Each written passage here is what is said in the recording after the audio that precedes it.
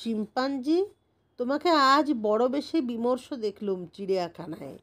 তুমি ঝিলের কিনারে দারুণ দুঃখিতভাবে বসেছিলে। তুমি একবারও উঠলে না এসে লোহার দোলনায়। চাপা কলা, বাদাম, কাবলি ছোলা সব কিছু উপেক্ষিত ছড়ানো রইল। তুমি ফিরেও দেখলে না। দুঃখী মানুষের মতো হাঁটুর ভিতরে মাথা গুঁজে ঝিলের কিনারে শুধু বসে রইলে একা। শিম্পাঞ্জি, তোমাকে কেন এত বেশি বিমর্ষ দেখলুম? কি দুঃখ তোমার? তুমি মানুষের মতো হতে গিয়ে লক্ষ লক্ষ বছরের সিঁড়ি ভেঙে এসেছিলে, তবু মাত্রই কয়েকটা সিঁড়ি টপকাবার ভুলে মানুষ হওনি। এই দুঃখে তুমি ঝিলের কিনারে বসেছিলে নাকি? শিম্পাঞ্জি, তোমাকে আজ বড় বেশি দুঃখিত দেখলুম। প্রায় হয়েছিল, তবু সম্পূর্ণ মানুষ হওনি। হয়তো সেই দুঃখে তুমি আজ দোলনায় উঠলে না। তুমি ছেলে বুড়ো দর্শক মজিয়ে অর্ধমানবের মতো নানাবিধ কায়দা দেখালে না।